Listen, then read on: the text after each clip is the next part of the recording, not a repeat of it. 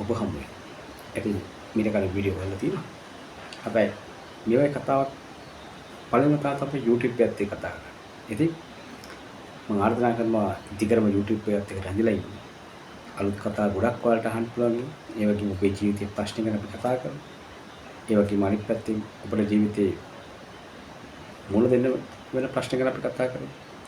ඉතින් YouTube එකත් එක්ක රැඳිලා හිටියොත් අපිට ගොඩාක් දේවල් ඊට වඩා පුළුල්ව කතා කරන්න පුළුවන්.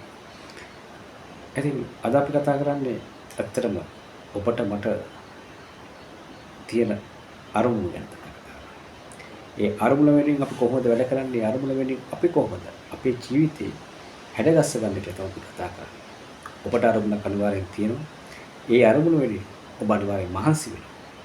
ඒ වගේම අනිත් පැත්තෙන් මේ අරමුණ වෙනුවෙන් මේ වෙන විට ගොඩක් දේවල් කරන්න ඇති. සමහරක් අරමුණු තමන්ගේ ජීවිතේ නදා කරගෙන ඇති. සමහර අරමුණු නදා කරගන්න බැරි වෙන්නේ. සමහරක් කට්ටිය අරමුණු වලට යනකොට ගොඩක් වෙලාට කරන්නේ අරමුණු මකදී අතරන්නේ. ඒ හේතුව තමයි තමන්ට හිතෙනවා මේ අරමුණ තමන්ට ළඟා කරගන්න පුළුවන් වේද? සහ නැත්නම් බැරි වේද කියන ආකල්පය තමන්ගේ උදාන. මතක තියාගන්න. ඉස්සලාම ඔයාලගේ තියෙන ඍණාත්මක ආකල්ප ටික ඔයා එළියට දාන්න. ඒ හේතුව මට බෑ, මට කරන්න පුළුවන් වේද? නැත්නම් මට මේ වගේ අභියෝග වලට මුහුණ දෙන්න පුළුවන් වේද? අන්න ඒ වගේ ඔළුවේ දාගෙන බැරිලිස් ටිකක් තියෙනවා. ඒ බැරිලිස් ටික තමයි ඔයාගේ ජීවිතේ ගොඩක් පස්සට දාන්නේ.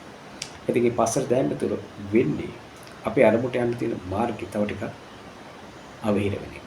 මොකද අපි මේ නෙගටිව් නැත්තම් ඍණාත්මක හිතන්න අපේ සිතුවිලි ඍණාත්මක බවට පත් වෙනවා. එතකොට ඔබේ හිත කියන්නේ මගේ හිතට දාගන්නවා කිව්ව ඍණාත්මක සිතුවිලි මට මේ දේ කරන්න පුළුවන් වේද බැරි වේද කියන එක දාගත්තොත් මගේ සිතුවිලි වල ඍණාත්මක සිතුවිලි තමයි එළියට එන්නේ.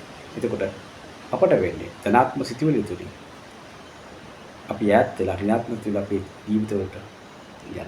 එතකොට අපට වෙන්නේ අපට යන්න තියෙන ගමන අවහිර වෙන්නේ. එහෙනම් අපි කොහොමද මේ ඍණාත්මක සිතුවිලි අයින් කරගන්නේ? කොහොමද අපි ධනාත්මක සිතුවිලි අපේ ඔළුවට දාගන්නේ? මොකද්ද මේ කතාව?